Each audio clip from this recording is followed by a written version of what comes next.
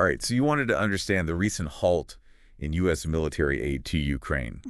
Well, we've got a pretty interesting source to dive into for this one. Oh, what's that? So it's actually a YouTube video from Russia News, and it has all this commentary and analysis about the situation. Russian news, huh? That's certainly a particular lens to look at this through. Yeah, I mean, you know how it is with news these days. Got to take it all with a grain of salt. For sure, gotta be discerning. Exactly. So that's what we're going to do. We're going to unpack what they're saying and see if we can learn something from it. What do you say? Ready to dive in? Absolutely, let's see what they've got. All right, so they jump right into it. They say Trump ordered a full stop to all U.S. military aid to Ukraine.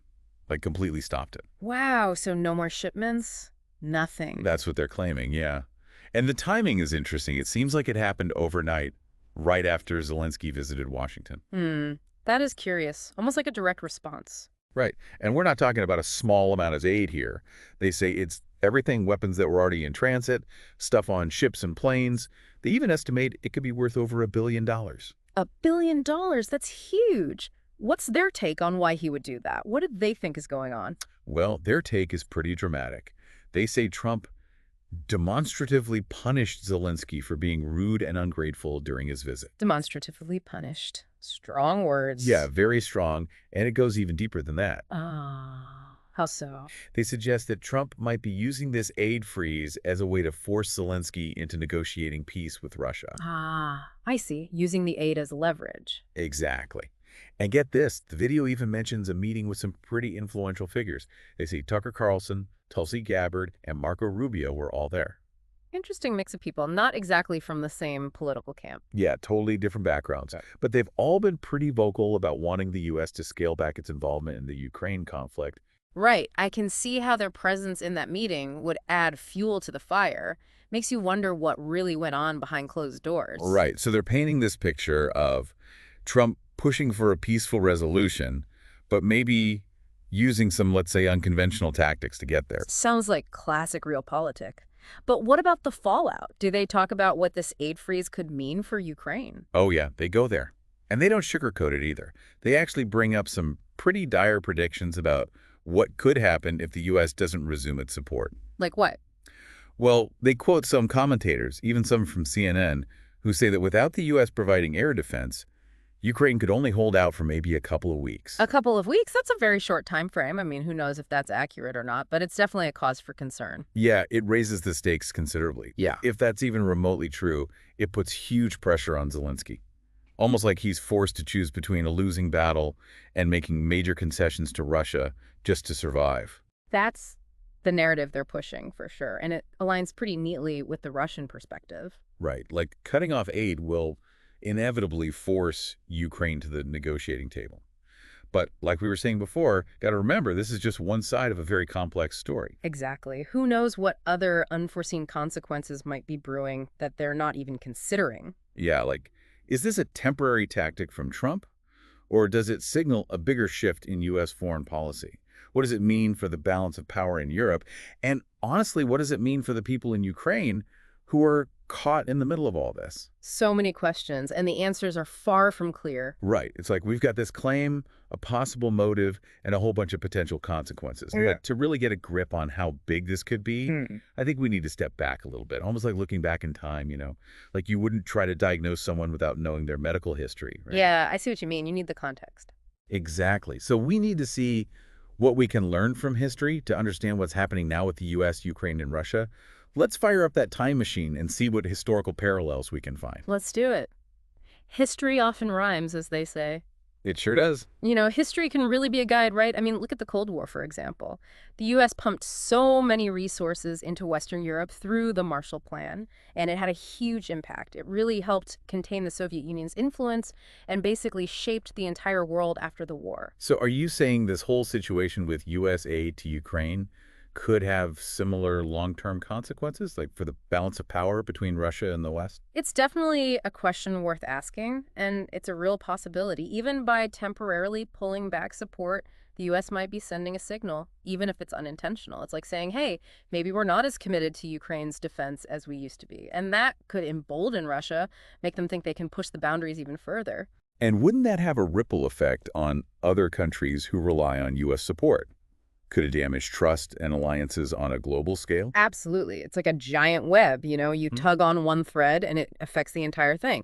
So these actions, they have consequences that go way beyond Ukraine itself. It's not just about that immediate conflict. It's about potentially destabilizing the whole region, maybe even messing with the global balance of power. Big stuff. Okay, so we've got historical echoes of major power plays and these potential ripple effects, but let's zoom in on the US and Russia for a second. Haven't there been other times when things got really heated between them, only to cool down later? Oh, for sure.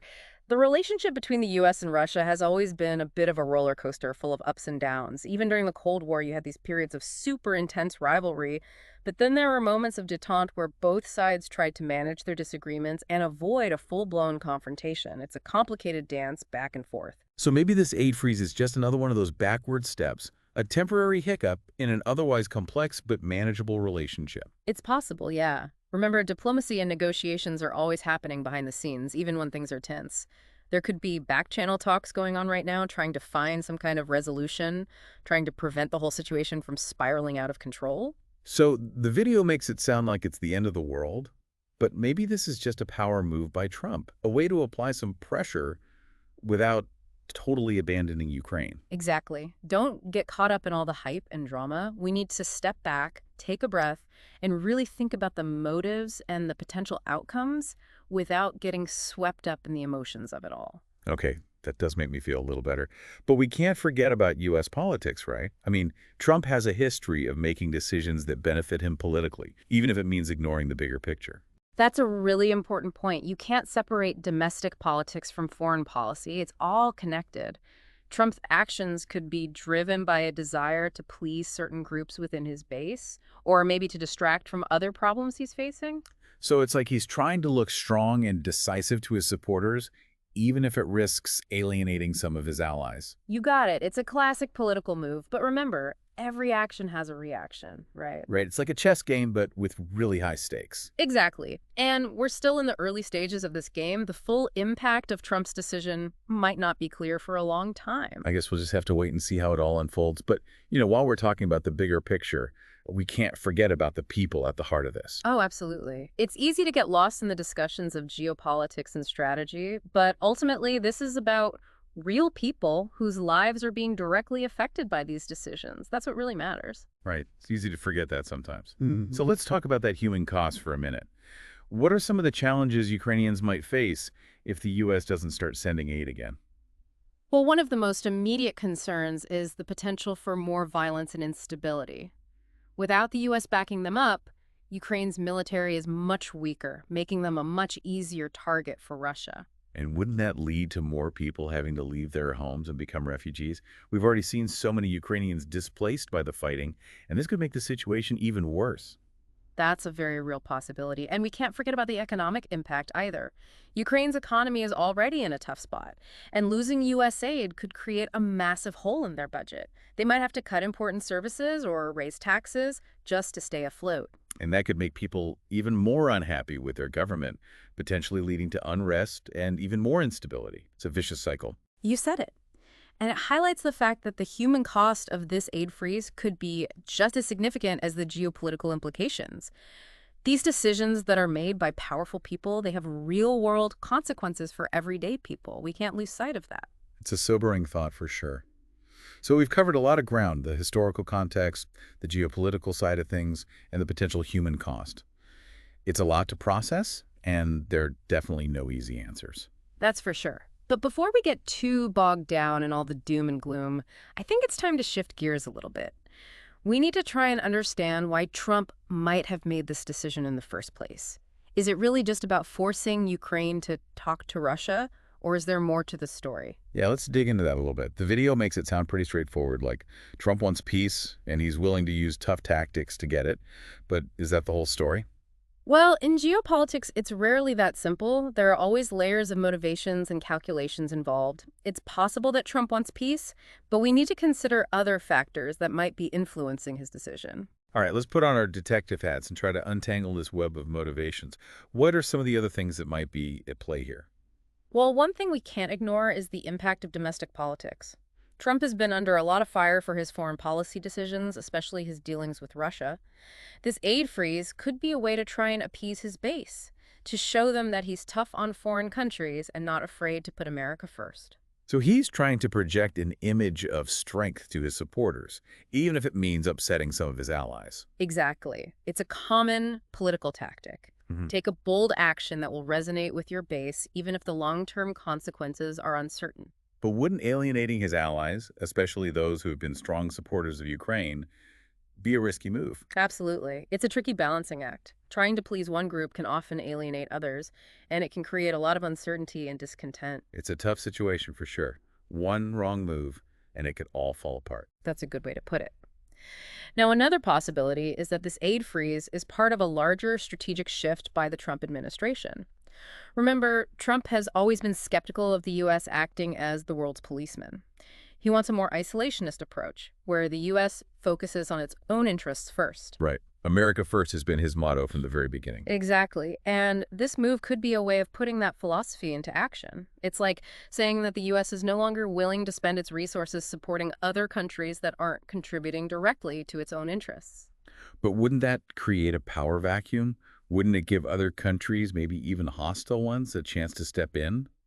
That's always a risk when a major power like the U.S. steps back from the world stage. It creates opportunities for others to fill the void and try to assert their own influence.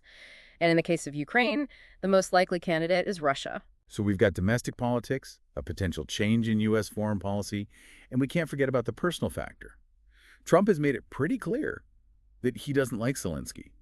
He's publicly mocked him and called him ungrateful for U.S. support. Could this decision be driven by personal animosity? It's definitely possible, although it's hard to say for sure how much of a role personal feelings played in this. But Trump does have a history of letting his personal opinions about other leaders influence his decisions. So it's not out of the realm of possibility that his dislike for Zelensky played a part in this. So it's a really complicated mix of motivations, domestic politics, strategic calculations, maybe even some personal feelings. No wonder it's so difficult to figure out what Trump's real intentions are. Exactly. And that's why it's so important to be critical and discerning when you're trying to understand events like this. We need to look at everything from different angles, weigh the evidence carefully, and avoid jumping to conclusions. Right. It's like trying to put together a puzzle, but with some of the pieces missing. We might never have the full picture, but we can still try to make sense of things by gathering as much information as possible and looking at it from different perspectives. That's a great way to think about it. And that's what we're trying to do here. Help you understand this complex situation so you can draw your own conclusions. All right, listeners, I know we've given you a lot to digest, but stick with us. We're about to dive into the potential consequences of this aid freeze, and it's not a pretty picture. Yeah, things could get a little dicey from here on out. Buckle up. Okay, everyone, brace yourselves. We're going headfirst into the potential fallout from this aid freeze, and you've hinted that things could get pretty explosive. Well, let's just say the consequences of this decision could reach far beyond Ukraine. We're talking about shockwaves that could shake up the whole geopolitical landscape. Ooh, that sounds ominous. Break it down for us. What are the biggest potential consequences we need to watch out for? Well, the most immediate impact is going to be on the conflict in Ukraine itself. Remember, the video we've been talking about suggests that without U.S. support, Ukraine could be forced to give in to some of Russia's demands. They might even have to give up territory. That's a scary thought. Yeah. And it really shows how vulnerable Ukraine is right now. Exactly, and it raises some serious questions about the future of Ukraine's independence. Will they be able to hold on to their territory, or will they end up as a puppet state of Russia, basically losing their autonomy? That's a chilling thought. And it has implications way beyond Ukraine.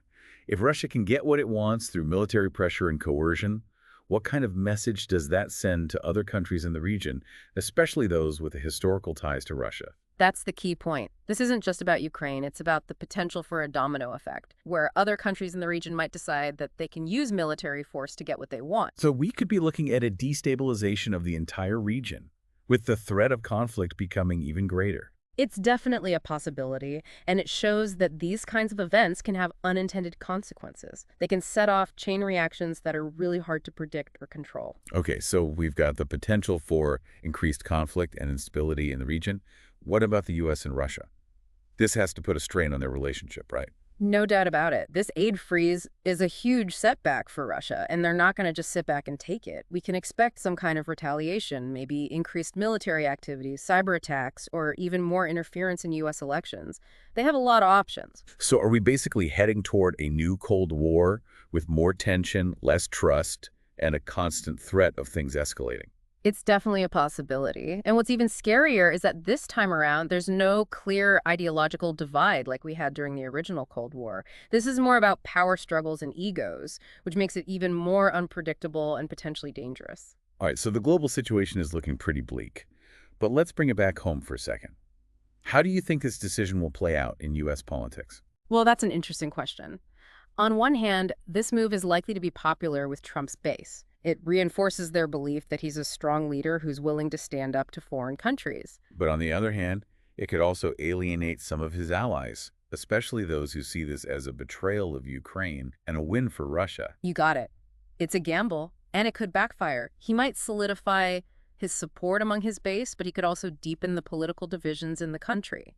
And if this decision leads to really bad consequences, it could hurt his chances of getting reelected. So it's a high-stakes game with potentially big implications for Trump's presidency and the future of U.S. politics. Absolutely. And this is just the beginning. We're only starting to see the ripple effects of this decision, and the full impact may not be clear for months or even years. This is definitely something we need to keep a close eye on. We need to stay informed, stay involved, and see what happens next in this whole geopolitical drama. And remember, as we try to make sense of all this, it's important to think critically, question everything, and look for different perspectives. Don't just accept one side of the story. Well said. Now, I know we've covered a lot of ground, but there's one more important aspect of this that we need to talk about.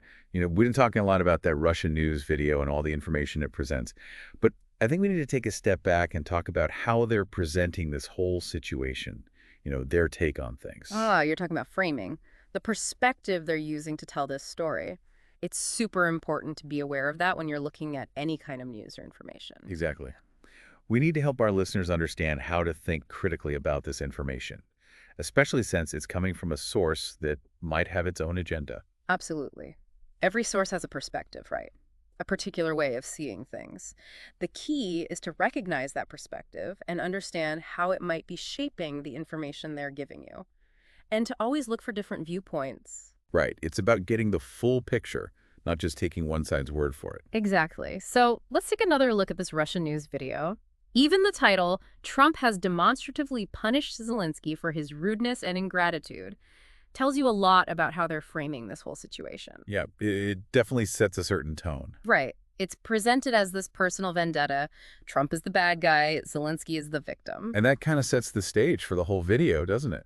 They use language that makes Russia look good and the U.S. and Ukraine look bad. Exactly. They talk about Trump wanting peace, but they downplay Russia's role in the conflict. And they focus on the potential downsides for Ukraine and the West, but they don't really talk about how Russia might benefit from this. It's like they're trying to spin it so that viewers see halting aid as a win for Russia and a loss for the U.S. and Ukraine. You hit the nail on the head. That's a very common way to present information selectively. They highlight certain facts and downplay others to fit a specific narrative, even if it means leaving out important details or context. So how do we, as critical thinkers, see through that? How do we separate fact from fiction or fact from spin? Well, the first step is always to consider the source. Who's giving you this information? What are their motivations? Are they known for being accurate and objective? In this case, Russian news is funded by the Russian government, so it's probably going to reflect the Kremlin's point of view. Right, so we need to take their claims with a grain of salt. Understand that they might be presenting a biased version of events. It's like when a salesperson is trying to sell you something. They're only going to tell you the good things, not the bad. And it's our job as informed consumers to do our own research and make our own decisions. I love that analogy. We need to be savvy consumers of information, just like we are with anything else we buy. So what are some other warning signs we should look out for when trying to figure out if information is biased? One common tactic is the use of emotionally charged language or imagery. They try to appeal to your emotions like fear, anger, or resentment instead of your logic. They might use inflammatory language, dramatic music, or shocking visuals to try and sway your opinion. So it's about bypassing our rational thinking and getting us to react emotionally. Exactly. And that's why it's so important to be aware of these tactics and not let your emotions take over. Step back, look at the information objectively, and ask yourself, is this a fair and balanced presentation, or is someone trying to manipulate me? It's all about using our critical thinking skills, questioning everything, and looking for evidence. Don't just blindly accept what you hear, especially if it's coming from a source that has a clear agenda. Couldn't have said it better myself. Do your own research, look for different perspectives, and then form your own informed opinion. Well, listeners, we've given you a lot to think about today, and hopefully some tools to help you navigate the confusing world of information and misinformation. Remember, knowledge is power, and critical thinking is crucial for making good decisions and being an active participant in a democracy. So true. And as we wrap up our depth dive into this whole situation with U.S. military aid to Ukraine, I want to leave you with one final thought. Right? Lay it on us. What's on your mind? We've discussed all the possible consequences, the motivations behind Trump's decision, and the importance of thinking critically. But there's one more layer to this. Think about the impact this could have on trust and cooperation around the world. If a country as powerful as the U.S. can suddenly change course like this, what does that mean for international relations? What does it mean for the balance of power in the world? That's a really profound question, and it's one we all need to think about. It really highlights how interconnected global politics is and how important it is to understand different perspectives. What happens in one part of the world can have huge consequences for everyone, everywhere. Couldn't agree more. And on that note, I think it's time to wrap up this deep dive. Yeah, I think that's a good place to stop for now. It's been a really fascinating discussion, and we've covered a lot of ground. Listeners, remember to stay curious, stay informed, and stay engaged. The world needs your critical thinking skills now more than ever. Until next time, keep exploring, keep questioning, and keep diving deep.